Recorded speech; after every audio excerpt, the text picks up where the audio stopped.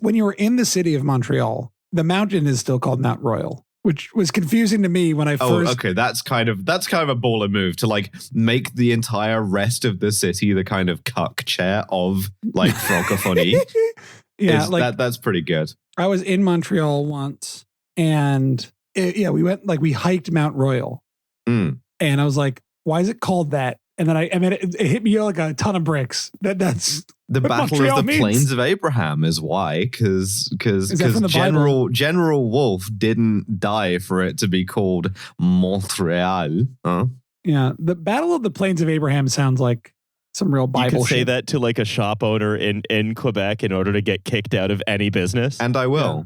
Yeah. I've been banned from like 15 ski dealerships. Ski dude. Ski dude. Listen, that's the hero of skiing. That's the little mascot of skiing. I'm very anti.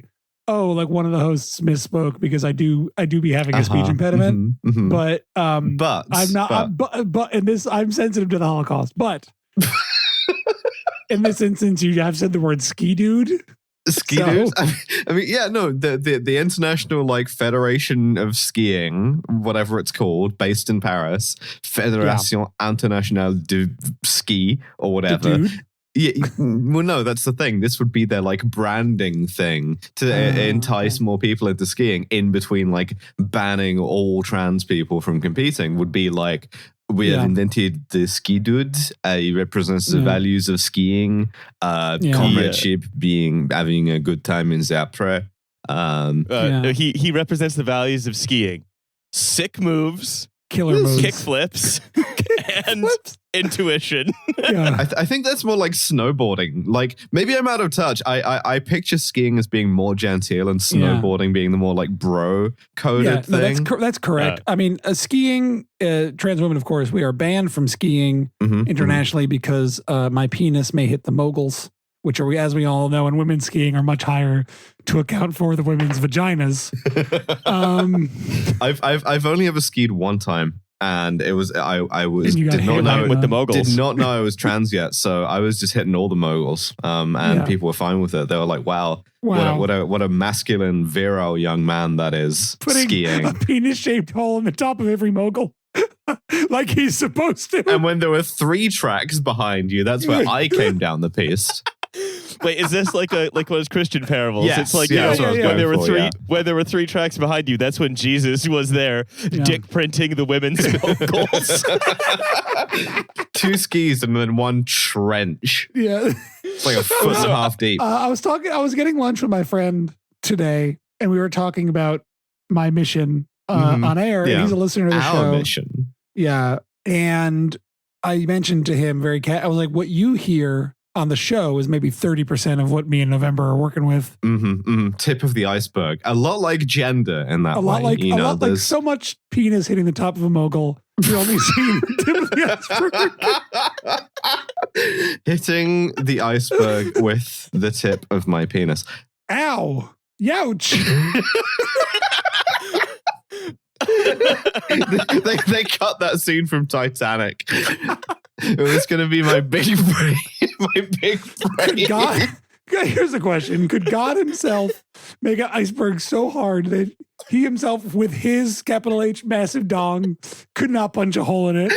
Because I was like pissing off the like front of the ship, like where Jack and Kate Winslet were like, Jack and Diane were doing the thing. Later on that evening, I was pissing off of the front of it, and then I kind of like, my character functionally like is part of the Titanic that like rams the iceberg, but like dick first, and you just hear me going like, "Ow!"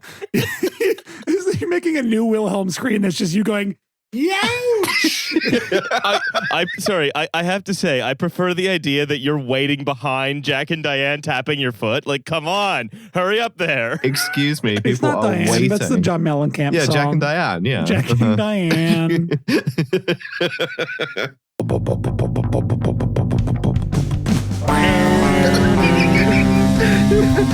Fuck, the Mayor's song is so good.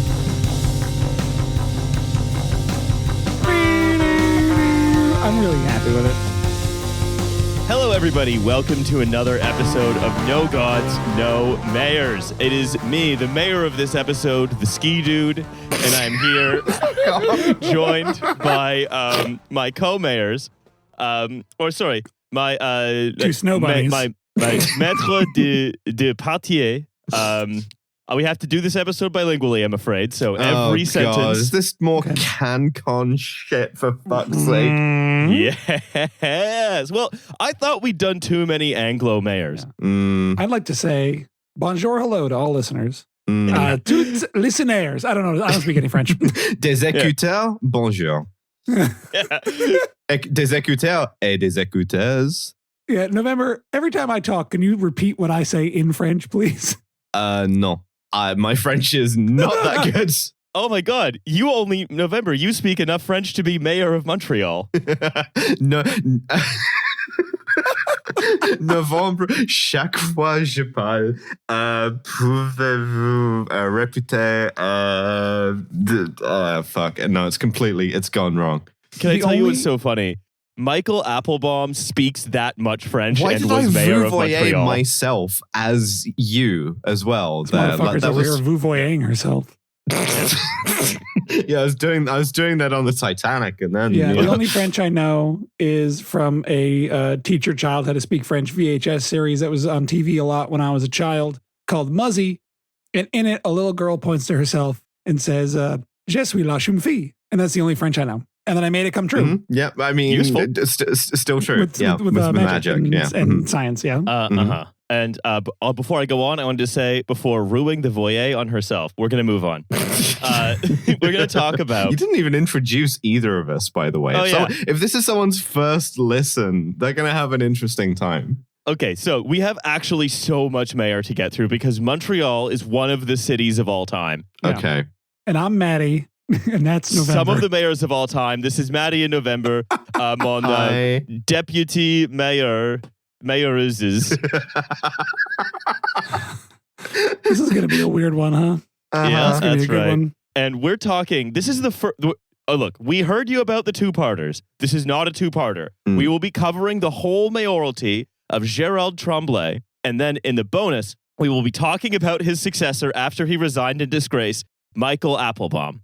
Two distinct episodes. It's a sequel. Yes, that's right. Like Titanic and Titanic 2. It's like, so I say this is like a Lido and a Paul. Gérald Tremblay is the Lido. The old lady from Titanic's Gold. Titanic 2. Yeah, that's right. Titanic. I want to begin our story in the middle. Titanic 2, Mithrigan. That's right. It was called a toonie in Canada. I want to tell our story beginning in the middle with the accession of Michael Applebaum to the position of mayor after the resignation of Gérald Tremblay. This is from a Globe and Mail article from 2012. Globe and Mail is like the main newspaper of Canada. Michael Applebaum has a corner office at Montreal City Hall. The view from his Grand Mayor's chambers takes in the stately squares and greystones of old Montreal. Now he is earning his particular place in the city. This month, Mr. Applebaum became the first Anglophone in a century, the first Jewish person ever, and the only unicyclist, hypnotist, and Shriner to become the mayor of Montreal. What, all at the same time? It's very hard to make the watch move smoothly on the unicycle, I'll say. Yeah. Sissy hypno unicyclist. The thing is, right, this is the kind of thing that you get guidance counselors tell you that you need to have in addition to perfect grades to get into a good university. You need to have a compelling story with like at least 3 interesting extracurriculars. And I tell you what, the guy did it. And one of them has to be a sort of charitable organization that is still, for some reason, insanely Orientalist for reasons I cannot place why they kept it that way. The last surviving fez-wearing organization, since the Tanzimat is the Shriners, yeah. Michael Applebaum has gone on record saying he owns and wears a fez. Like to work? Like routinely? Does he drive the little car? Yeah, he drives the little car. Does he drive the little car to work? Well, we're going to find out. Comparing this to like Rob Ford struggling and failing to get out of the largest automobile commercially available in Canada. We now go across the country to Montreal where the mayor's tiny pedal car is moving very slowly up Mount Royal. I was going to say it's Rob Ford on something I'm calling Alcohol 2. doing donuts in a Mustang. And then in Montreal, it's this guy in a Shriner car, like bumbling down the cobblestones of Montreal.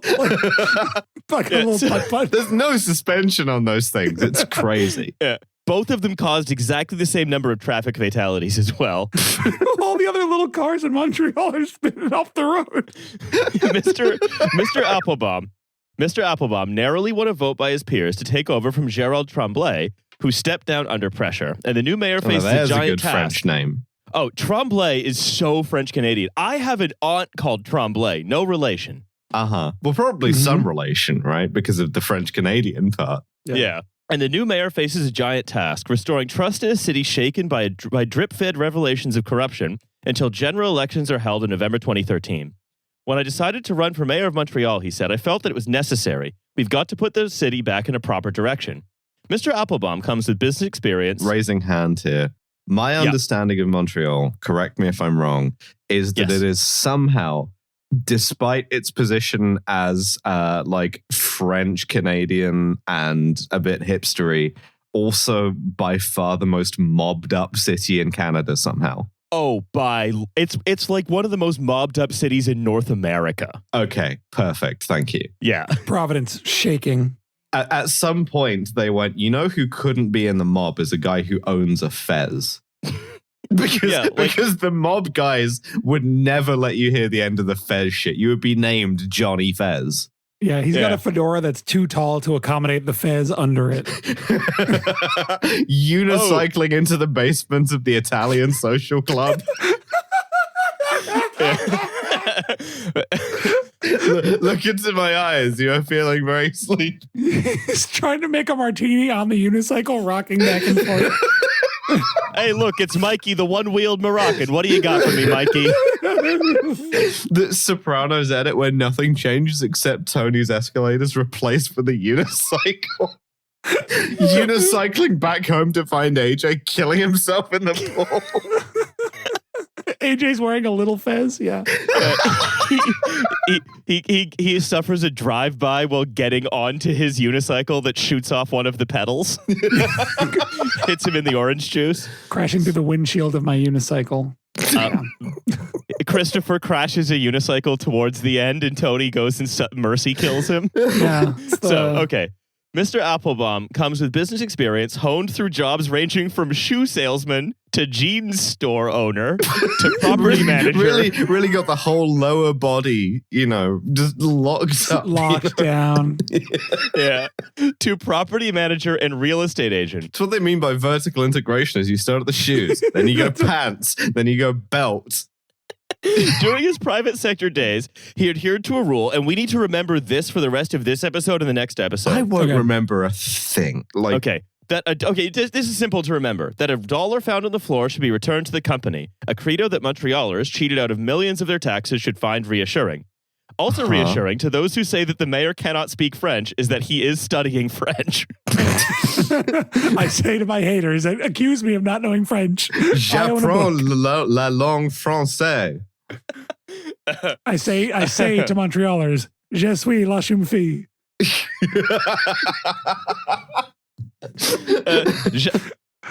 J'apprends français à la livre. Every day, Mr. Applebaum says he's reviewing the French conjugation Bible, which he keeps in an adjoining office. He's working on the verb être, to be. To be fair, those conjugations are a bitch. Yeah. From here, he has a year to show he can deliver on his cleanup promises to a city wary of scandal. So let's talk about scandal and Quebecois corruption in particular. Yeah, this is like the end of the sort of Pain and Gain type movie, right? We've seen this is the end of the fall as some fez wearing guy has to come and clean up your mess. And day one, they're like, so how did we get into this situation in the first place? Flashback. Record scratch. How'd we get here? Well, so we're record scratching back to most of the 20th century, where basically what you have to understand... That's a long record scratch. Yeah, it's a big record. What you have to understand is that the New York Italian mafia has always had like an unofficial sixth family, the Rizuttos, who are based in Montreal. That's right. Who are seen like either as an individual family or an offshoot of the Bonanos, but like they were a full mob family. The other thing to know is that Quebec is home to a number of very, very powerful and significant construction companies and engineering firms, some of which have like international reach, have been involved in international scandals because like SNC-Lavalin behaves like a mafia, even though it's a construction company that like does work around the world. Why the hell did the mob end up in Montreal anyway, other than just it's a port? Well, it's right beside New York. It's really close to New York. Okay. It's like right there. Send him to the Canadian annex. Yeah. Fit him for a pair of maple shoes. So anyway, corruption, one of the reasons you'd have an additional family there is it's good to have another part of your organization across a border. It makes enforcement more difficult, blah, blah, blah, right? I saw Twin Peaks. Yeah. So the basic shape also of corruption in Quebec of this type, there's so many types, right? There's federal, provincial, local. There's big companies, small companies. Like Quebec is astonishingly corrupt. Like everything about it, every layer of government. Like scandals related to like Quebec shenanigans have brought down 2 separate national governments. I remember this from the documentary Bad Cop, Bon Cop. That's right. The best movie ever made. Future bonus episode, quite possibly. It was it was so funny when that was released in Canada. Canadians were legitimately so excited that we had a movie that superficially looked like a Hollywood movie if you just glanced at it. It's really funny to be like, we're bringing Canada to the silver screen and now everything is filmed in Toronto.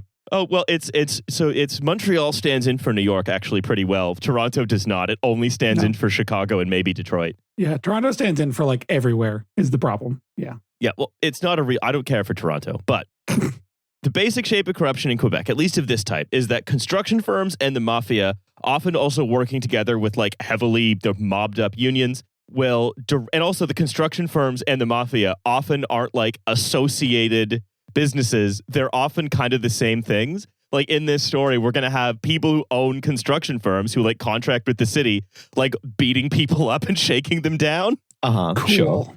It's not just like, oh, I'm in a construction company. I have 2 guys with no-show jobs. It's like, no, I run the construction company. I have a gun in my desk.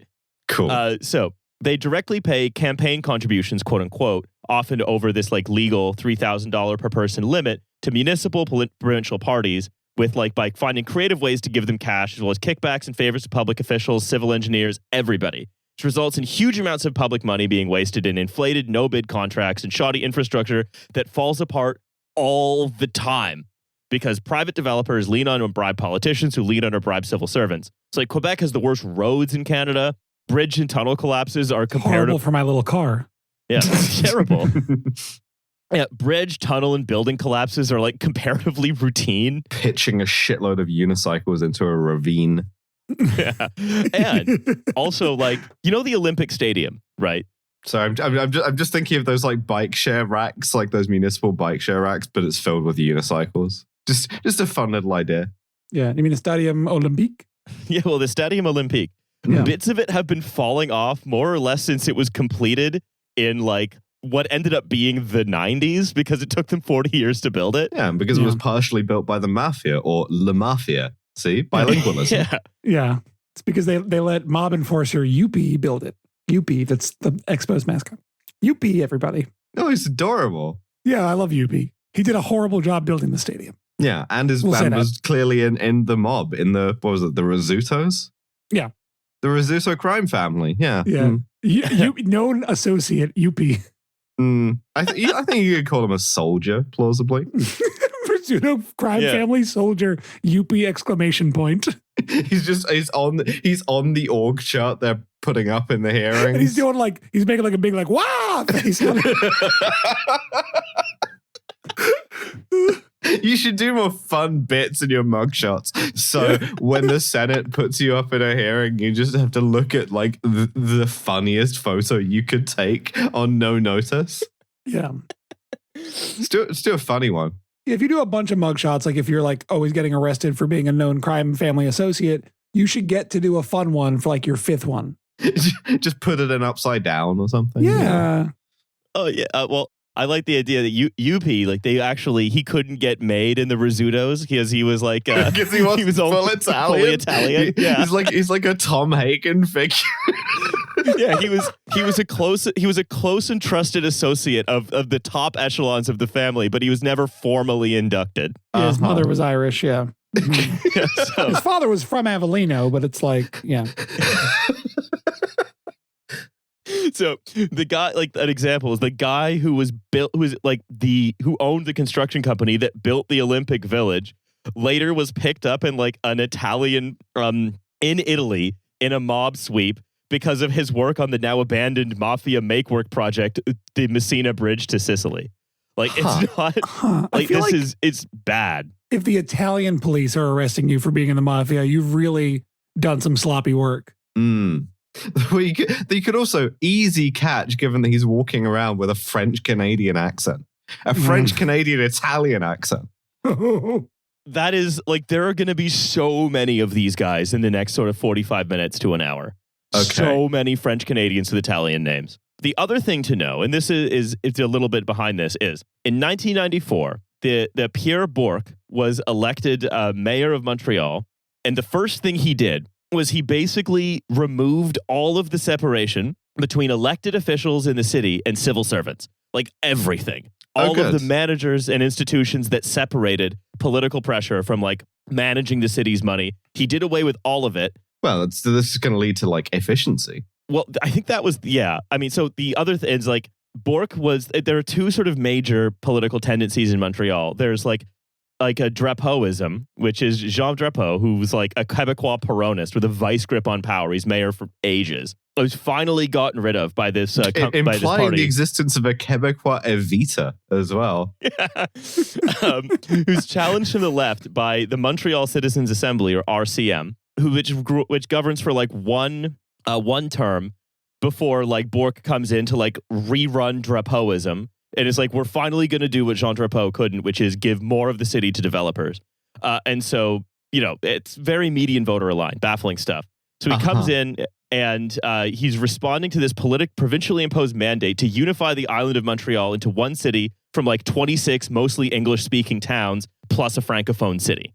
That's crazy because the island is humongous, right? Yeah, it was like 26. It's enormous, and it contained like many towns, fucking farmland. Yeah. And they were like, nope, it's going to be one city. We're going to consolidate all of it. And the funny thing is that like they just deconsolidate kind of half of it a few years later because they were like, everybody hates this. We're going to go back to being towns. And also, I'll note that a lot of the information I'm going to share comes to public in the early 2010s as the Charbonneau Commission of Public Corruption in Montreal and their construction industry like holds hearings and publishes reports. So it's like we're going to be jumping back and forth between stuff happening and people testifying about it. And so from civil servants say that they're convinced that the system of collusion and influence peddling that the system found had its roots in the 1994 election of Bourque, who was like, okay, fuck it. No dividing line between civil servants. After he lost out on that U.S. Supreme Court job, you know, he went north. Bourque.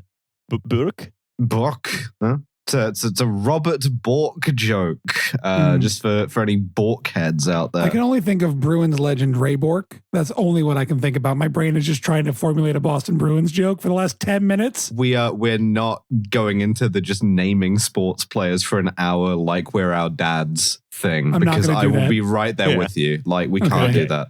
Yeah. All right. So all of this leads to like, he's elected, abolishes these positions. Like the city manager, liaison manager, all of that gets abolished. Everyone which works together, and then later testimony. So this is from the Montreal Gazette. A civil servant with using an assumed name says, "Now you see where this has brought us," which is that Montreal politicians and city contractors just enjoyed direct contact during the mid-2000s. Gilles, another former civil servant who declined to give his name, said it became increasingly common for members of the executive committees to simply walk into civil service offices and exert pressure on their recommendations during that administration. Any case, between 95 and 2000, a different Gilles, this is his real name, called Supernant, a city engineer, estimated that later... Too many Gilles. City of Gilles. While testifying before the Anti-Corruption Commission, that he received one kickback on a kickback on one contract every year until 2000, when he started receiving like dozens a year. Just like there used to be like small time corruption. Now, huge time corruption. Yeah. When I was a kid, you get one kickback a year if you were lucky. Kids these days, they're getting 2-3 kickbacks a month. Yeah, Santa came and he would deliver you a kickback in your stocking. Montreal Santa would give you like an envelope of cash in your stocking. Yeah. Père Noël. Yeah. I'm just like, why are these banknotes so colorful and made of plastic? But it was not back then. Fuck. What happened is, right, it's this small, because the city of Montreal got so huge so quickly, the cost of public works contracts explodes. And then all of the contracts that they're getting kickbacks from get huge. But the governance of the city is like terrible because it just like quintupled in size overnight. I am big. It's the mayoralty that got small. Yeah. And so then Supernaw testified that his role was to manipulate a computer system that evaluated the cost of projects to ensure the price met what they wanted to pay. So he just received a construction company like that he would choose to win, that they rigged the city bidding on contracts. Then before telling him the amount, he would then justify the cost. What was really funny is that in the hearings later, Giuseppe Borsellino, Montreal construction magnate, said, that's just the first of many, said, quote, and I'm quoting him from the Charbonneau Commission. He says, my first experience of the system came from an encounter with Gilles Supernaw, who was like a 30-year-old engineer at the time. Supernaw, he said, urged him to partner up in schemes with other countries to set prices. Borsellino said nothing came of that first conversation, but then Supernaw called all of the construction bosses to a meeting in the mid-1990s and said, come on, guys, work together. Dinner's ready, you know? Like, yeah. What I find very funny is that the judge, France Charbonneau, then said, so what you're telling me is the great mastermind of the corruption of the last 20 years was Gilles Supernaw, a 30-year-old engineer. Maybe he just had vision, okay? You know, maybe it wasn't all of these mob bosses. Maybe it was one guy who ran the computers. It was one child prodigy at running graft. Someone had to teach them how to use computers because they're all like Italian, Canadian boomers, you know? Like all these guys typed with one finger. And like, to be clear, that one finger was hitting 6 keys at a time. Well, it's weighed down by all their rings. Supernaw said he gambled away $250,000 at a casino and then said he regarded the loss as his repayment to society because the casino was government owned. He then lent another $150,000 to a construction boss and never got it back. He spent the rest of the money on his children and improving his house. He received trips, hockey tickets, concert tickets, booze, meals, and rounds of golf. You got to meet Youppi? Yeah, well, he golfed with Vito Rizutto as well. The inquiry, by the way, also showed surveillance of Vito Rizutto's father, Niccolo, stuffing cash into his socks at a meeting with other construction industry bosses before being killed by a sniper. Well, like immediately after, like he gets shot and does a backflip and like $500 flies out of his socks. I hate being a mob sniper because every time I try to shoot this one guy, he bends down to tuck more cash into his socks and I miss. The thing, you can't do that now because like now everybody wears those like liner socks that just go up to the ankle. Everyone's socks are so thin. They're just doing it on Venmo. You know, it barely saves your life. No. This was after, unfortunately. Just back in the day, the only ankle support you could get was like a sort of a Nike like mid-level sock stuffed with Canadian dollars. He's got sock garters like a stripper stuck in the mid.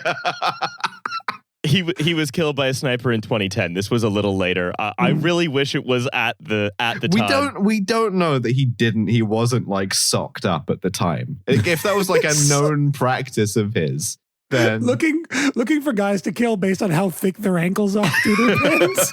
Oh, like diabetes. Are you suggesting that he dropped money when you killed him like a Grand Theft Auto character? Yes. Okay, good. Supernaw's testimony corroborates accusations by the inquiry's previous witnesses. Former construction boss Lino Zambito. Lino Zambito sounds like a character from a children's book about a mouse that drives a Zamboni. Well... Supernaw said Monday he was made aware that construction companies paid a 2.5% share of the value of their city contracts directly to the mafia in cash, which Lino Zambito agreed. Right into the sock. Like holding my sock open to indicate that you have to bribe me. Well, no, it used to mean that. Now it just means that you like want some attention from somebody. It's actually just fallen into normal use. And the other 3%, so 2.5% goes to the mafia. Sick of all this sock watching going on, like let people earn their money. Instead of rubbing your fingers together to be like, you got to pay up, it's like miming putting on a sock very sensually. That's why it's a Christmas stocking for Quebecois Santa Claus, Yeah, it's just a normal sock, like a normal men's dress sock. So the I was bad this year. I've got coal in my sock. What the fuck? Oh, I was bad this year. I've only got $5 bills. You didn't give me 50s. So 2.5% goes of the value of the city contract goes to the mafia. No, sorry, I'm still stuck on the sock thing. Yeah, okay. Because it's like having like one of those like backup guns that cops have. So it's like if I need to pay in a restaurant or something and my wallet's empty, I like drop to my knees and I like transition to my sock money. It's just ready to go. Yeah, it's your holdout money. Yeah. So the other 3% then goes to like the political party running the city. And that political party is Union Montreal, which was the successor to the Montreal Citizens Assembly and the political party of Mayor Gérald Tremblay. I mean, they may as well call it like Parti de la Corruption at that point, Yeah.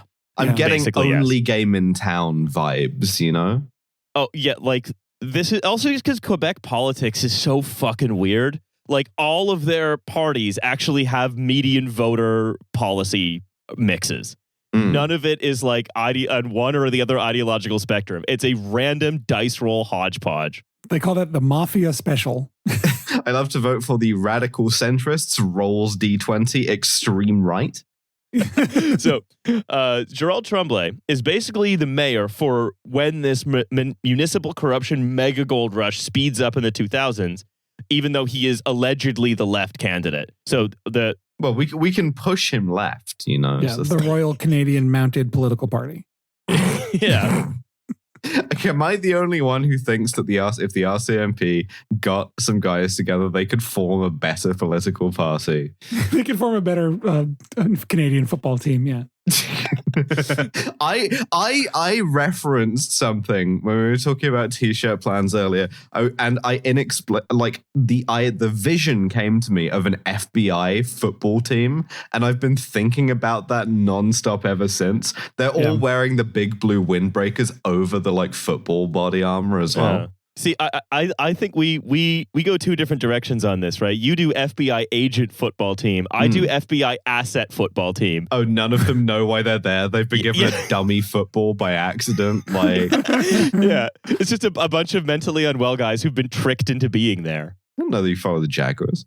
Yeah. So, Gérald Tremblay was elected in Montreal mayor with Union Montreal, which used to be the Montreal Citizens Assembly, in 2001 against the amalgamation of the city. And then as soon as he was mayor, campaigned for the city to stay amalgamated before then eventually accepting that partial halfway de-amalgamation in 2005.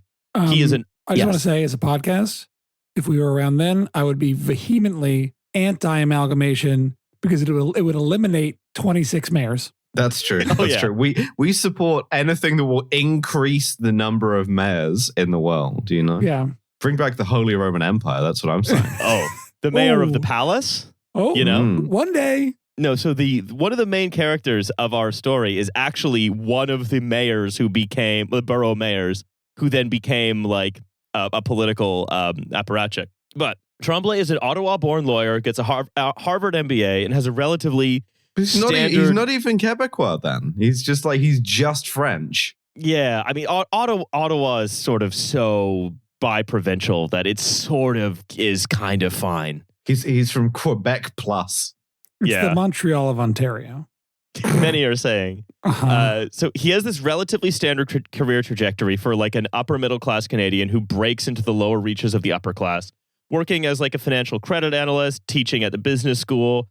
He starts a perfume company with his wife. He's on the Division d'Analyse de Vibes at Morgan Stanley, And this is still when Montreal is like the financial center of Canada, right? In the 70s? Well, no, that's when it's starting to change. Okay. Because that's when Quebec separatism kind of takes off. Yeah, because I know like pre-FLQ, Montreal was like Canada's New York, right?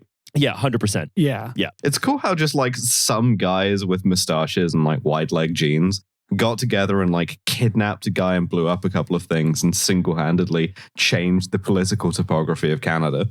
Yeah. They made it so I had to grow up near Toronto instead of near Montreal, basically. Which I will never forgive them for because Toronto sucks. They pointed to the corkboard as a picture of one remarkable young man whose life they must change. Picturing a slightly more francophone, remarkable young man and just being like, what we could have had, you know? Yeah. Un homme remarquable. Yeah. It's like my dad's from an Anglo-Quebecois family. And yeah, they fucking left Quebec. Yeah. And I'm like, come on. Montreal's better than Toronto. Anyway.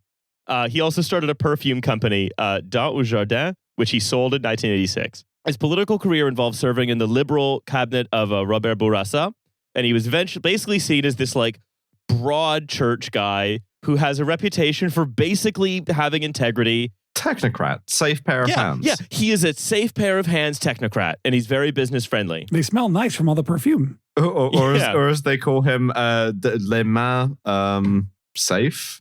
That's right. That's how you say it in French. Yeah, that's right. Les mains pas dangereuses. A non-dangerous pair. Yeah, they're so up on language laws that safe sounds too much like English. So they're like, non, c'est pas dangereux, n'est pas safe. Qu'est-ce que c'est la safe? Merde. Tabernacle. Tabernacle Calistosti, hein? Yeah. I've been staring at the French translation of Cosa Nostra for like 20 minutes, and I'm afraid of pronouncing it. Well, I'm not going to say it. Notre truc. Is that right? Yeah. Anyway, yeah, like our thing. Truc. Our thing. Yeah. The thing. It's our truck. I just can't. It's no longer your truck. It's our truck. Yeah. So Tremblay basically says, look, when asked about his mayoralty, he says, look, I inherited the leadership of a city that was completely bankrupt, had massive political apathy, chronic underinvestment in infrastructure, no mass transit, a moratorium on like any kind of green space, and no cultural policy to speak of. Everybody involved was in the mob. They were all wearing like pinstripe slacks, walking around like clicking their fingers at each other. Yeah. Standing on the sideboard of old cars firing Tommy guns. He also inherited Frank Zampino. Now, Frank Zampino was a chartered accountant and the borough mayor of Saint-Léonard, one of the towns that was incorporated into Montreal. It's a political ally of Tremblay, and was appointed by Mayor Tremblay to preside over the Committee on Finance, Administrative, and Corporate Services and Strategic Management. If these guys are borough mayors and he's the mayor of Montreal, are they all calling each other like Mr. Mayor all the time? Because that sounds like the perfect democracy. Yeah, what everyone's a mayor? Every man a mayor? When everyone's a mayor. Every mayor a mayor. I have a question. Yeah. Are Lino Zambito and Frank Zampino any relation? They do work together.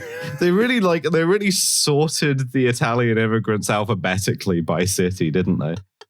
All right. It's just like reading The Lord of the Rings and the names are too close to each other. You're like, what do you mean it's Saruman and Sauron? Yeah, it's just a coincidence. Zampito. No, it's like they're enemies in Dragon Ball. No. So he referred to his own position in the administration as part of the, quote, Tremblay-Zampino administration. So Tremblay was elected remember Zampino. Tremblay was elected in 01, 05, and 09 and told the court he wouldn't have ever ascended to the mayoralty without Zampino's considerable support, which he rarely questioned. The other person who came with Zampino was, I love this name. This is, of all of the names, this is my favorite one. Bracing myself. I'm rubbing my hands together. Bernard Trepans. The guy who trepans you? The guy who does the brain surgery to relieve pressure on your brain by drilling a hole in your skull? That guy? Yep. That's his, like, name? Yeah, I guess, like, that must be what his, like, great-grandfather did in Napoleon times. It's like the three jobs you could do in like old-timey French Canada. Voltigeur, guy who trepans the voltigeur, and like fur guy, you know? General Montcalm was the other one. I'm running into a real mental block that I'm having with French Canadians now. Is every single one of them reminds me of an NHL player because they all there's only so many names. And I was like, oh yeah, Pascal Trepanier. We're doing the sports guy thing. Oh, fuck. So, Trepanier was this veteran political fundraiser and was Frank Zampino's chief fundraiser in Saint-Léonard, and now is chief fundraiser for Union Montreal political party. So, This is like the big scandal that brings down Tremblay. Starts in 2007. Probably pretty good at getting money out of you if he's able to like trepan. Yeah. You know? Well, you could hide the money in your head. I was going to say, I'm keeping all the money stuffed in my necklace. It goes sock. My sock is full. Oh, well, I guess it has to go in my skull. Sliding individual dollar bills into my meninges. Yeah, they're finding guys whose fontanelle never closed, so they could easily get cash. That's my stash fontanelle. Yeah. No, hey, don't fuck with that guy. He's needed for the FBI football team. Yeah. That's my guy, Bernard Fontanelle. So, in 2007, the city awarded this like $350 million water meter contract to a consortium of construction companies owned by a construction magnate with like in the mafia. How this happens is in 2005, the city tenders to say, okay, we're going to do a water meter project. And Tremblay just immediately hands all responsibility for it to Frank Zampino, who then personally selects 3 firms to bid on the contract, including the consortium Genio, which is comprised of another couple of companies called Dessau and Simar Baudry Construction. And it was led by a man named Tony Accurso. Cursed Tony. It was led by Cursed Tony. I have a question. Has a consortium ever done anything good? No. No. If you know about any good consortia, let us know. Tony Accurso also is what maintains he was never in the mob, but also his name comes up on the conversation about the Messina Bridge with the other guy who was like, I'm not in. Yeah. Raising hand. I've Googled Frank Zampino just to see what this guy looks like. I wasn't expecting it. I was expecting him to look like an old-timey crook. Instead, he looks like a kind of gay butler who is engaged in like a torrid but unrequited romance with the master of the house. The thing to remember about Frank Zampino is that he is an accountant. Oh, okay, sure. Okay. But the torrid gay butler thing, I wasn't expecting that. Also, it was reported that while overseeing bids for the construction, Zampino vacationed on Tony Accurso's yacht, which was called The Touch. I'm not going on a boat owned by a guy named Cursed Tony. Don't call your boat that, bro. It's so weird. Would you get to vacation with me on The Touch? No, thank you, Cursed Tony. I don't think I will. Cursed Tony's touch. Cursed Tony will remember this.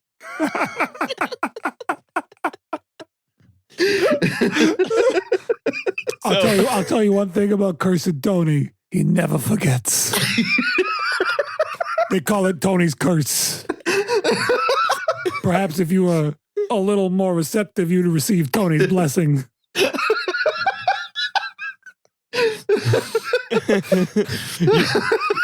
Yeah, they say Tony's blessing can cure all diseases, so like you really kind of want it. Yeah, but the downside is you have to go on The Touch. I was going to say you have to receive Tony's touch to receive Tony's blessing. Getting cured of scrofula by going on The Touch.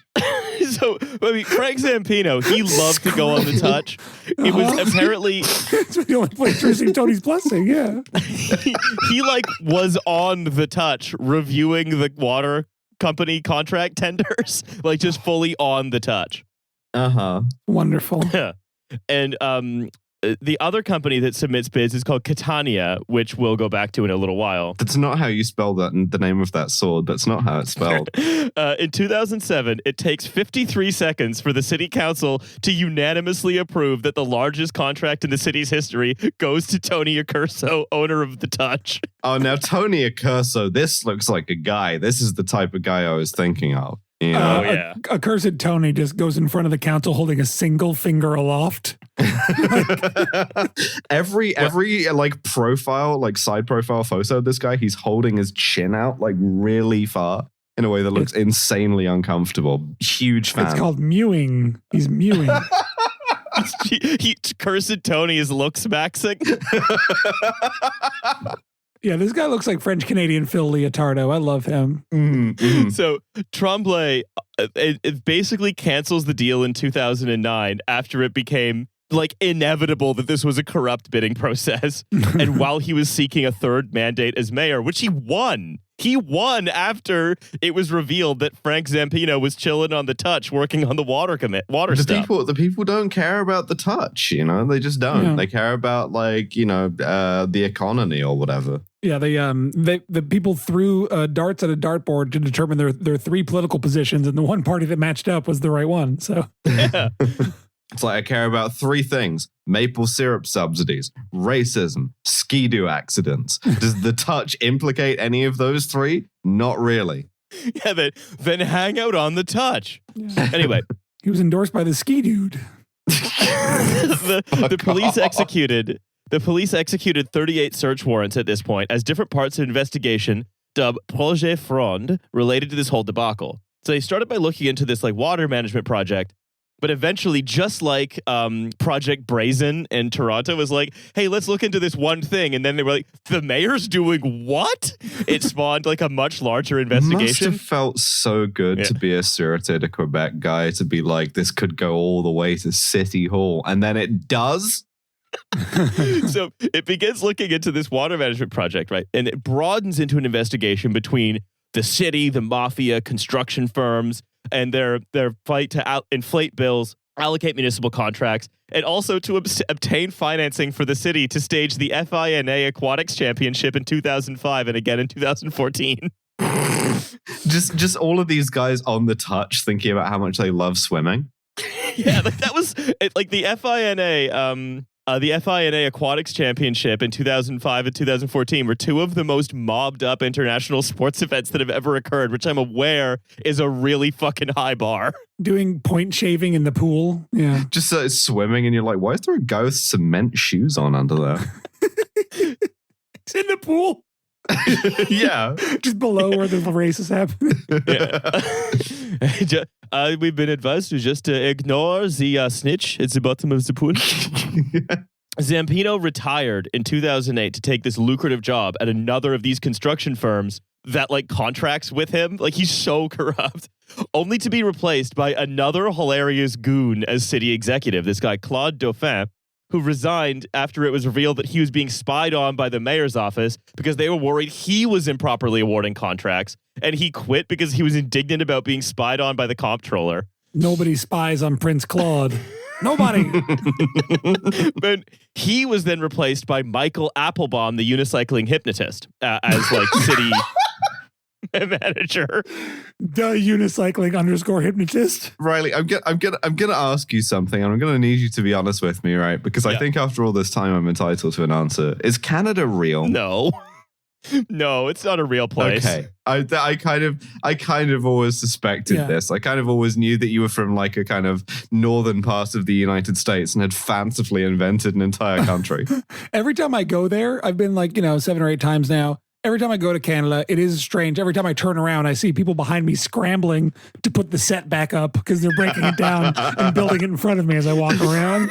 Wait, are you saying that Canada has renter distance? That's right. But it's Old West house set, Yeah. So Michael Applebaum then takes up this position that's if you're at all crooked, is the money spigot that you then just get to have for a while. He's later elected, or as they call it bilingually, le spigot d'argent. Yeah. So he takes up that position. So remember that. But the biggest scandals in Tremblay's mayoralty involve Zampino rather than Dauphin or necessarily Applebaum. In his testimony, Tremblay said that he was furious when he learned that after leaving office, Zampino went to go work for Dessau, the firm that conspired with Accurso's company to rig the water meter contract. Tremblay said he called the president of Dessau asking him please not to hire Zampino, but the president of Dessau said, "No, we hire Zampino. We will do it. You can't make us not." Anyway. you can't fuck around with these people. They're willing to have you sniped while you're going into your sock wallet, So, that's a sacred thing. You're trying to go into your fucking inventory there, I will say, for the sort of graft we've covered, these people are making actual money, it seems in a way that I'm very impressed, because a lot of, you say oh, it's going to be it's a lot of graft or whatever. And if this was a lot of cities we'd be dealing with, these guys would be doing this for a free tortilla, but they're really They're really making a lot of money, like a mob amount of money. And I'm very, you know what? I respect that kind of hustle. Yeah. I mean, it sounds more because it's in Canadian dollars, but yeah. The other thing to remember is that a huge amount of the money ends up going to like fundraise for the political party itself. So it's tough to say how much these guys were getting actually paid because direct kickbacks from like mobbed up construction companies were only part of it. I'm now thinking about how bad every other mayor we've had is at corruption by contrast. Like, you compare this to, like, Giuliani, say, or, I don't know, Rob Ford again. It's really striking how, like, if we just don't know how some of this worked, that meant that these guys weren't talking to each other in the most surveilled parking lots of, like, McDonald's. Yeah.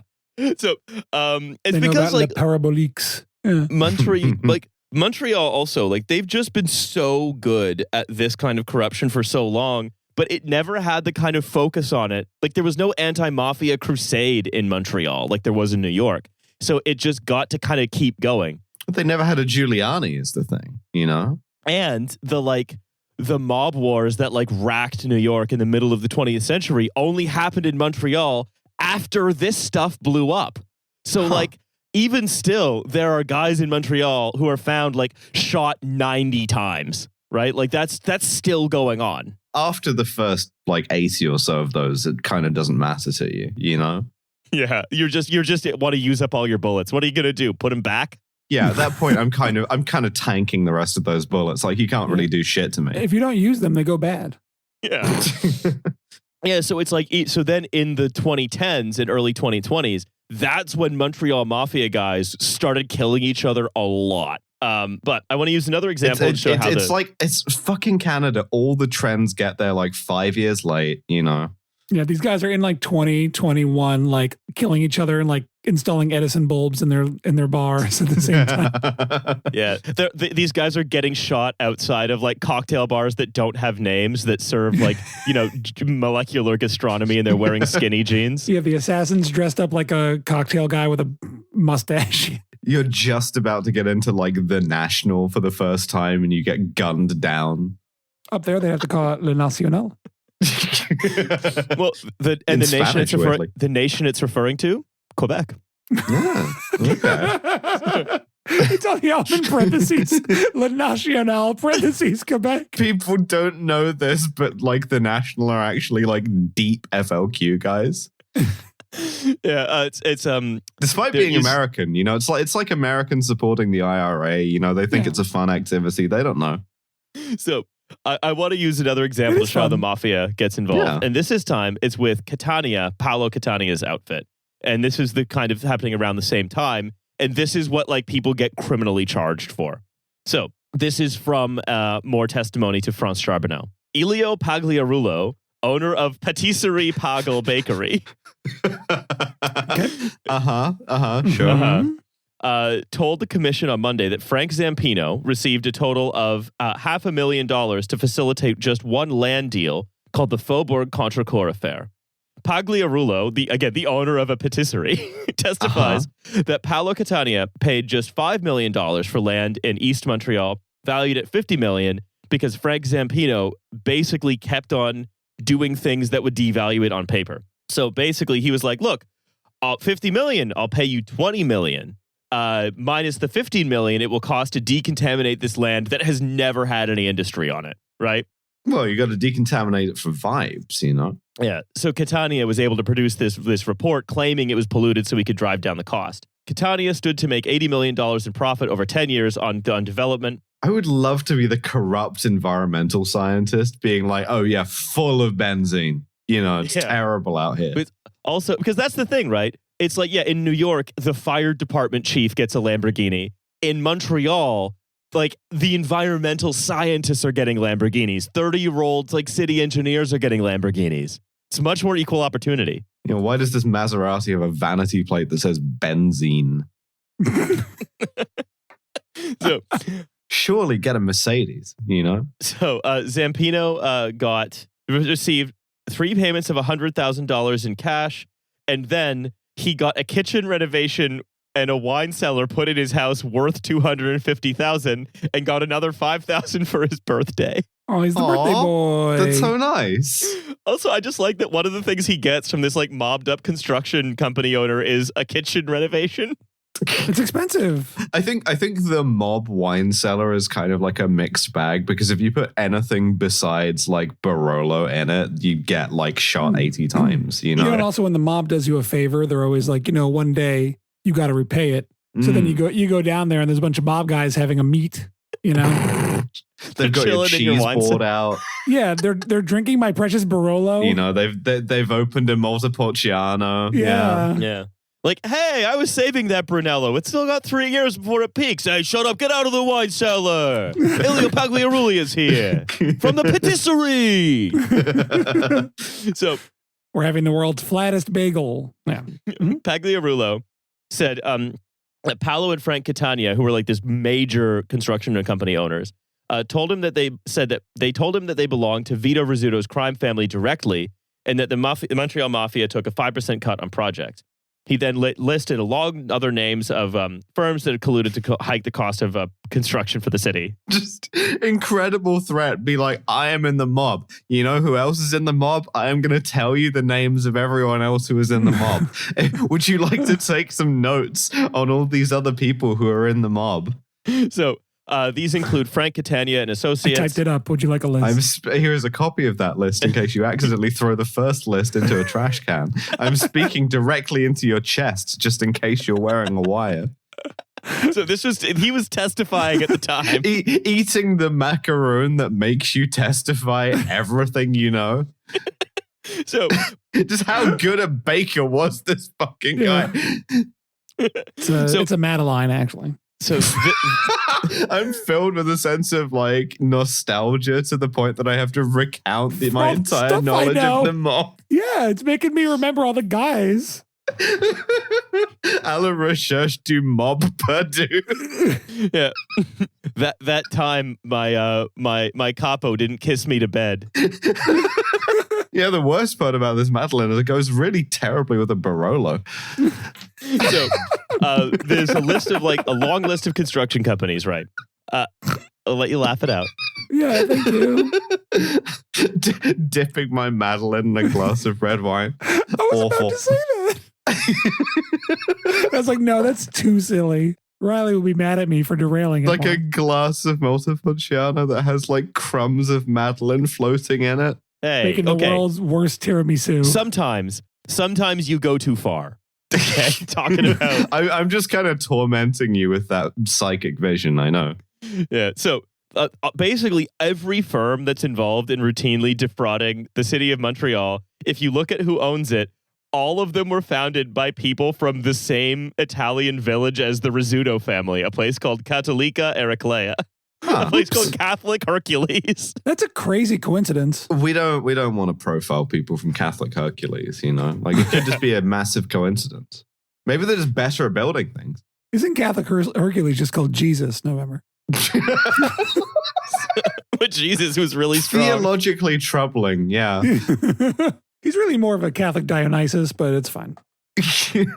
Using my one question at the Pope's Q&A to ask him that, just to see what the reaction is. Wait, everyone gets one? Yeah, I assume. Yeah. I'm the Pope, AMA, one each. So he said Catania was known as Mr. Extra because he was so good at generating cost overruns. And the reason that Elio Pagliarullo accuses him is because Catania, basically, because Pagliarullo, in addition to being a patisserie owner, was also a loan shark in Catania's mafia organization. I mean, listen, if you can't handle me at my loan shark, you don't deserve me at my patissier. So he was described, this is in CBC, described as his best friend and confidant for 15 years until they started fighting in 2008. He'd run a successful loan sharking business with the Catanias, using his bakery as a front, taking a 65% cut of what he collected and turning 30% over to Paolo Catania and 5% to Frank. do we think the pastries were like good or like terrible? Because like this is a thing I often think about with mob fronts that are food related, right? Is it's got to be like 50-50. Like even though it's the best thing for like operational security for the food to be mid, it's never going to be mid. It's either going to be the worst food you've had in your life or it's going to be like unexpectedly really delicious. And I don't know. They're eating there and they want it to be good. They're eating there. Probably they're like aged grandmother is making it. Like yeah, I think it's the food of the people who are that's the front for. Like ethnically, the food tends to be good. Like an Italian mob pizza place, pretty good generally. Yeah, Italian mob Chinese restaurant on the other hand. I'm not interested. It's called Marco Polo's. Putting the noodles in the red sauce. Yeah, like Lone Shark Patisserie. I don't know if it's like a French guy named like Elio Croissant. Who's like, also a loan shark. I want to go there. So he testified that he basically 3 borrowers ran off without paying, and Pagliarulo was left owing Paolo Catania $1.3 million. That seems like a key part of being a loan shark is do not let the guys just leave with your $1.3 million. You're sort of a mere lone fish at that point, yeah. If you're American, that's just under $1 million real dollars. So, that's quite a bit.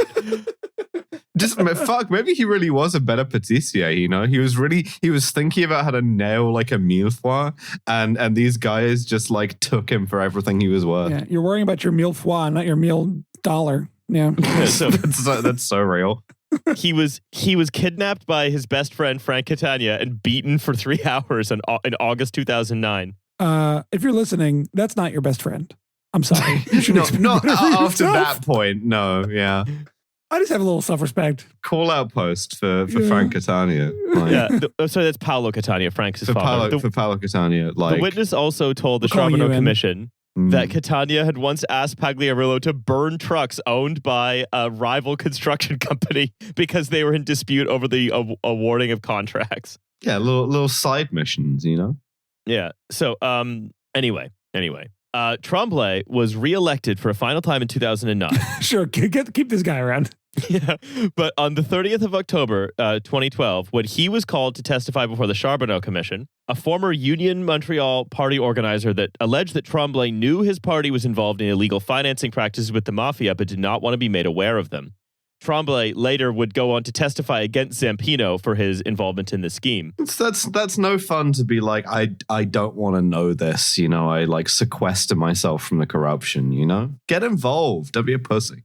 And also, as for Catania, Tremblay said that he knew all these guys, these like mafia boss / construction company bosses. Yeah, it was weird. Every time I went into his office, he was like finishing off an eclair. But they would cross paths at fundraisers, but never spoke about specific projects. So this is testimony from former organizer Martin Dumont.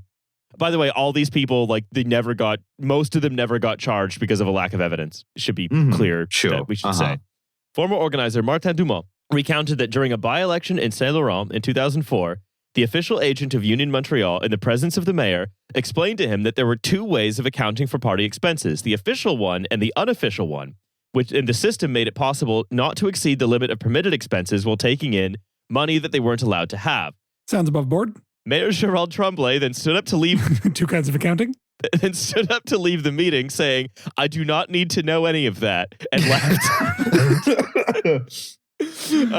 Monsieur Dumont recounted at length the circumstances in which Union Montreal would receive envelopes of money. For example, during a fundraising event in Mercier, Hochelaga, Maisonneuve, places in Quebec are always called stuff like that. Okay. Mercier, Hochelaga, Maisonneuve. Because they were all named by like one dying fur trapper stumbling onto the banks of a river, like suffering from 8 different kinds of malnutrition and like blurting out the first 18 French words he could think of.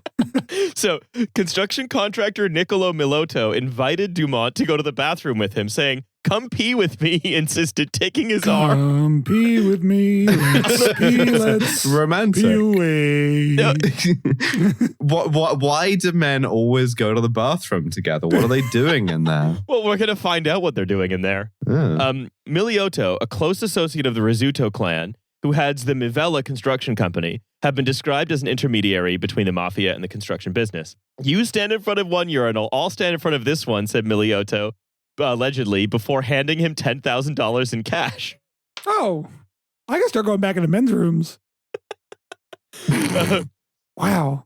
Dumont said he then it's literally the like walking up to the urinal next to you meme, except that in the third panel there is an exchange of 10,000 Canadian dollars.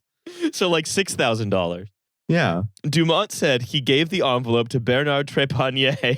On another 2 occasions during the evening, entrepreneurs invited Dumont to accompany them to the toilet. It's where the real party is, you know? Like... I told them that they should just go with Mr. Trepanier, said the witness, who appeared uncomfortable with this approach. Quote, I didn't think this was part of my duties. Just like, I'm really not enjoying being the kind of bathroom middleman here. Yeah. At the end of I like Bernard Trepanier is the one who's clearly having the most fun with it. Because at the end of the evening, before taking a photo together, Trepanier confided in him, quote, I can't close my jacket because it's too full of cash envelopes. I got it all around my socks. I'm waddling around like a goose. I already stuffed my buddy's head full of some of this cash.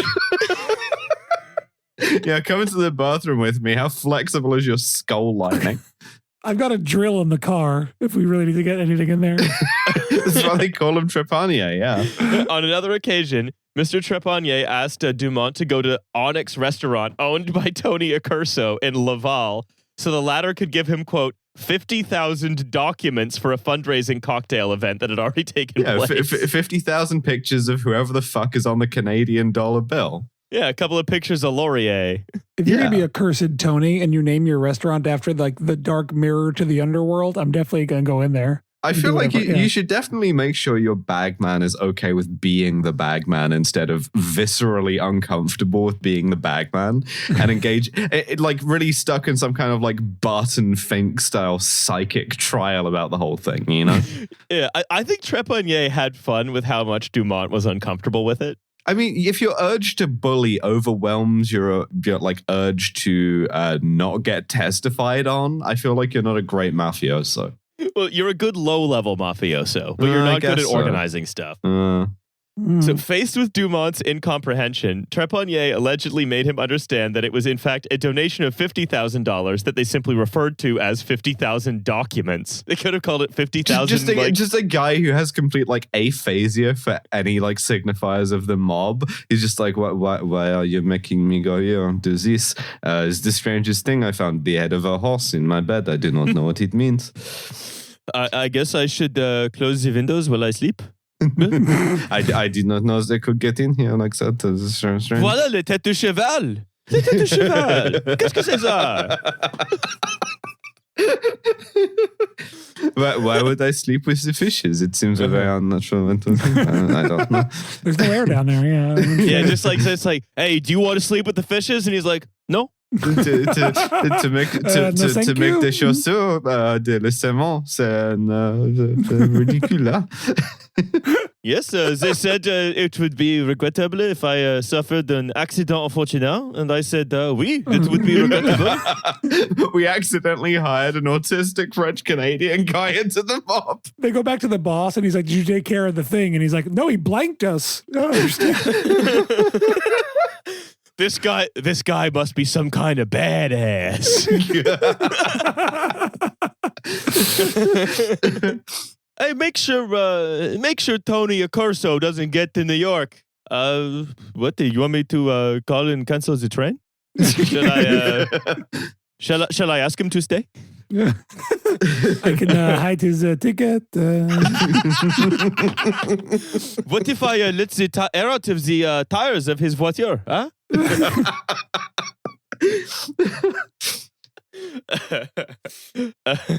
and then of course this guy immediately testifies about everything, because why wouldn't he? They're like so mad at him afterwards. He's like, I didn't know I should not do that. You never specified this to me. Yeah.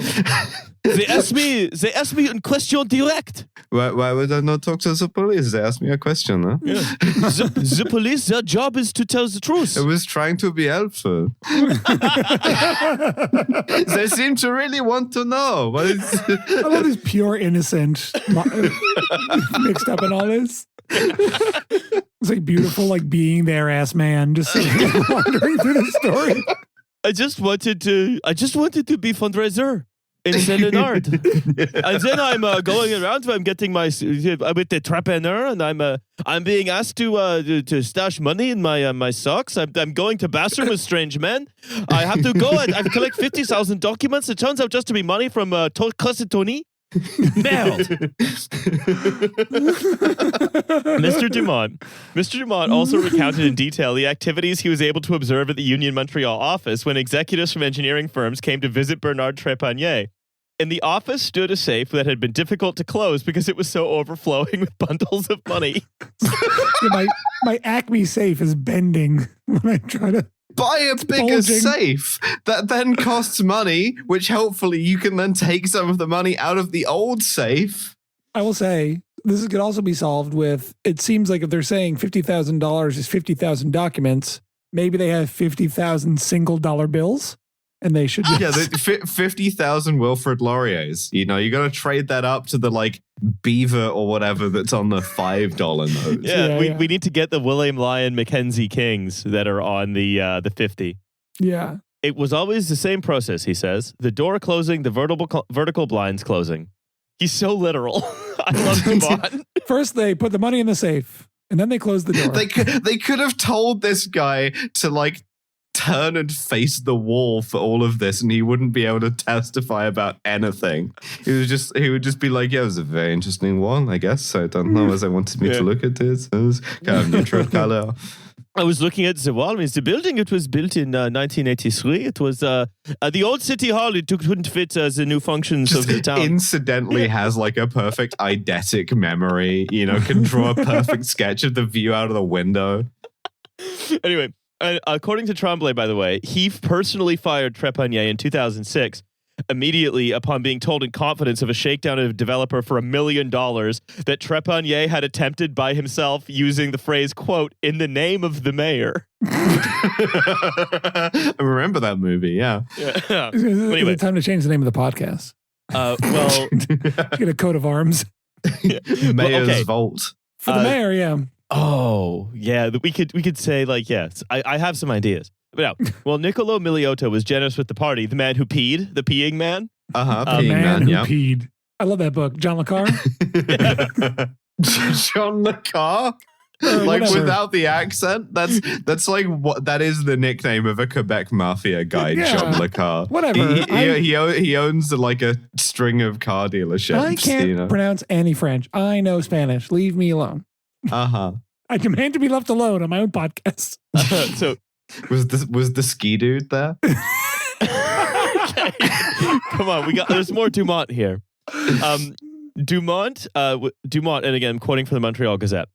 His voice choked with emotion on the verge of tears. The witness recounted how he was threatened in 2006 after he became chief of staff to the mayor of Rivière des Prairies Pointe-aux-Trembles borough, Cosmo Maciolica. Sorry. There's too much Europe in there, you know? Rivière des Prairies Pointe-aux-Trembles. Again, transcribed directly from the mouth of a dying fur trapper. Yeah. He'd been mauled by 6 bears sequentially. Yeah. Sorry, the mayor of Rivière des Prairies Pointe-aux-Trembles was named Cosmo Macioccia. Cosmo's machine. Macioccia. Cosmo's factory. That's the French name for Cosmo's They used factory. to call me the Cosmo machine at Café du Monde back in the day. Yeah.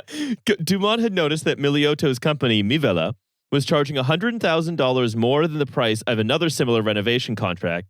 So he asked questions of the director of public works. The borough's chief engineer had no answers for him. Instead, Miliotto showed up at his office within 48 hours saying, "You know, Martin, my sidewalk foundations are very thick and very deep. You don't want to end up in my sidewalk foundations." I did not understand what he meant by this. Naturally, a sturdy sidewalk is a benefit. He said, I'm very sick and deep. Maybe he's coming on to me. I do not know. These men keep inviting me into the bathroom. Yeah. The other thing I think we have to remember is guy who independently theorizes the existence of a homosexual underground in Montreal and completely misses the existence of the mob. It's an excuse for these guys to hang out with each other. Under the sidewalk, yeah. Yeah. Underground. You want to be in my sidewalk foundations like Pennywise? Yeah. So City Hall is awarding these inflated contracts to mobbed up construction companies that are just like fully in the mafia, right? The mafia guys have little bits back to City Hall that tries to stuff it in a safe they can't close. And then they donate so much cash to the Union Montreal party. That's such a funny image. Like these guys taking like running shoulder checks at a safe, trying to close it on a bunch of money. On the 5th of November, 2012, just after testifying, Gérald Tremblay canceled all of his public engagements and then just stopped showing up for work. It is called quiet quitting. Le quit de silence. I was having men's mental health. Du santé mentale des hommes. Ma santé de tête, c'est mal. Je voudrais le Bernard Traponnier. Les pressures. C'est beaucoup. Someone told him he wasn't supposed to say all that, and he was like, Calissa. Oh, tabernacle. Yeah, they forgot to tell him after every sentence they told him, don't repeat this to anyone. He spiritually is the successor of the like Korean like Joseon dynasty scribe who inscribed, by the way, the king fell off his horse and then told me not to write it down. So wait, you're still talking about Dumont. This is Tremblay, the mayor. Okay. Sorry. Yeah. So on 5th November 2012, just after testifying, canceling all of his public engagements, the mayor, Gérald Tremblay, simply doesn't show up for work. He just stops. He's like, well, fuck it. There is no possible way I'm bringing this back. I'm just going to stay in my room. Nice. Tremblay then announced that he was resigning as mayor 1 year before the end of his mandate. In a speech announcing his departure, Tremblay continued to deny any direct knowledge of corruption. How you know that you haven't hit anything prosecutorially is the mayor stops showing up to anything and resigns the next day. And well, the mayor won't fired. leave his room. Yeah. Well, that's the end of me. So, Tremblay continued to deny any direct knowledge of corruption within his administration. He said, I maintain that no mayor could have brought to light and ended collusion as the anti-corruption police and the commission have succeeded in doing.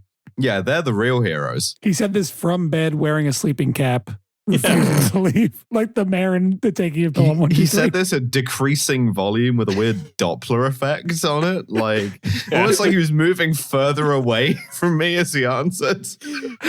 He broke into a run mid-sentence. Man, that guy's got great cardio. I tried to follow him, but the roads were too full of potholes. Yeah, Which he dodged effortlessly due to having put all of them there. He said, I was never willfully blind, but I was also not a police officer with the power to root out wrongdoing. What am I, a cop?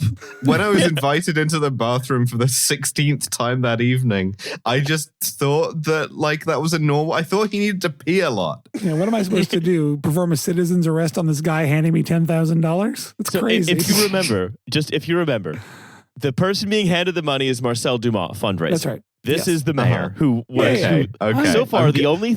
He's spiritually in the bathroom.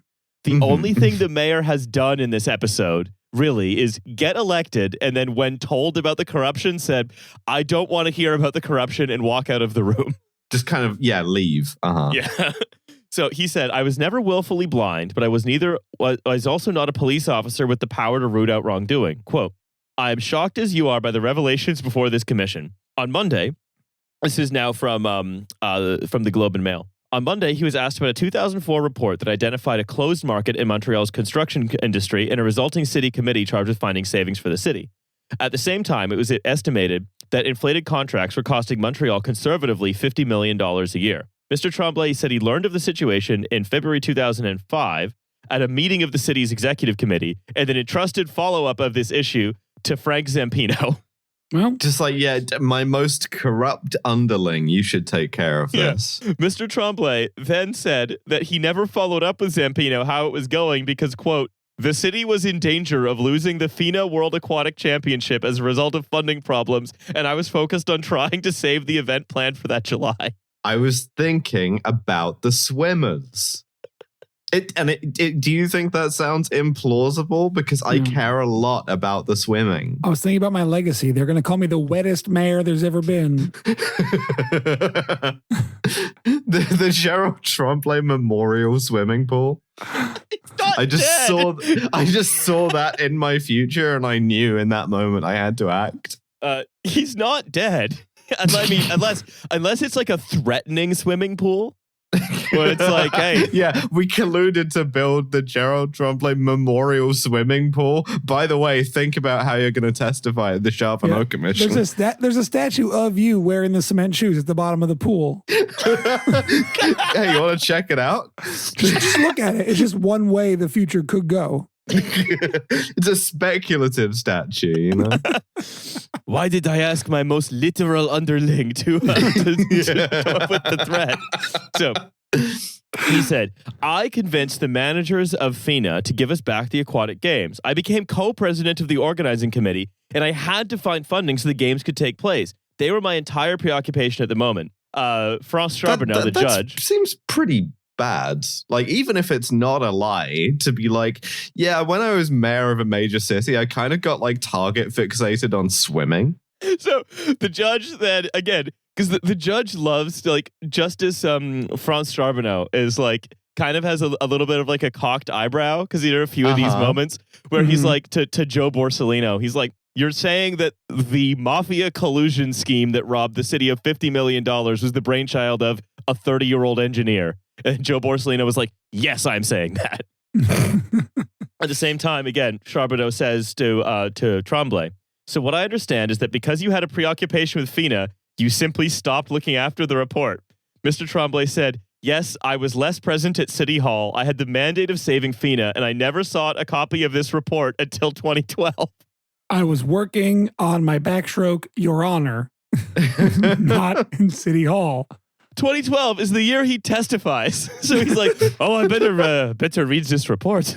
I've been putting it off for a better part of a decade. I guess I should probably look into it. Interesting that all the links on your sources on your dissertation say opened the day before you sent it in. Curious. So he also said he did not see a second report it produced in 2006 by the city's internal auditor, which again pointed to the possibility of collusion and listed all the companies under suspicion until, again, 2012. He said, in his defense, Frank Zampino, the city manager, never showed him the report. You're really relying on Frank Zampino a lot there, you know? So he also insists all he ever received was a seat at a Celine Dion concert offered by a provincial cabinet minister and a drinks event before a Montreal Expos game. All right. I mean, that's a pretty good payoff, I think. You know? He said, I don't play golf and I don't go to restaurants, so I'm immune to such temptations. What? I don't go to restaurants? What is he, one of those like COVID conscious people? Like, what? Yeah. Is this not a photo of you at Joe Beef, Mr. Mayor? It's a little Montreal joke. Joe Beef is so good, though. Joe Beef is amazing. What the fuck's a Joe Beef? It's a restaurant. It's like the best restaurant in Montreal is called Joe Beef. It's really, you can suck down a big beef. They started the bone marrow thing as them. Ooh, it's real like maximalist, like 2009 food, but it's fucking great. For November, it's Canadian St. John. Okay, yeah. There we go. I'm willing to do some like excess here. Yeah, you know. Yeah. They also have a couple other sister restaurants in Little Burgundy, nearby. Where they are in Montreal. It's so good. It is really funny, by the way, to be like, yeah, I couldn't be bribed because I don't like things. And particularly, I don't like the things that people are typically bribed with. And when I said that I didn't like restaurants or golf, they kind of ran out of ideas, you know? They're like, oh, this guy, he's the untouchable. He's the Canadian untouchable. I can't be bribed because all of my interests are so abstruse and like difficult to monetize that it's just like, oh, what do you want? Like, I like watching swimming and I like not reading reports and I love to leave meetings. Yeah, it's like, we're going to get you the best swimming game in town. We were already going to do that. Like, yeah. We'll get you a paper shredder for your reports so you don't have to read them. I have one of my own. Justice Charbonneau identified a dichotomy between the standards that Tremblay imposed on himself and his indifference to the behavior of others. She said, at the same time, you have confidence in everyone around you, yet you did not bother to verify what was going on with the contracts to see what extent it was often the same bidders and who were winning them. Another time, she said Mr. Tremblay, quote, could have informed any of the new city managers about the rumors of bribes at City Hall, going on to say, you should have done that. Is it good when the judge is like, you should have done this thing you didn't do? Yeah, that's how you know you're doing well. Don't do what Gérald does. Yeah. But of course, this is not Tremblay's last day in court. He testifies against Zampino in 2017 for that land deal thing and continued to be wiretapped by Project Frond years later, where one day in 2015, he was recorded like calling his assistant weeping, asking to stash documents at her house. Cool. Anyway. Does he mean documents or dollar bills? I think he means normal documents. I mean, at least it wasn't Dumont, because that guy would have been confused. So, as a conclusion, I want to read a short excerpt from an article in 2012 in the Montreal Gazette by Henry Aubin. Michael Applebaum will serve only one short year as Montreal's interim mayor, but he has three advantages that no other mayor in living memory has had. They can help him create an important legacy if he chooses. His first advantage comes from having renounced running in the next mayoral election.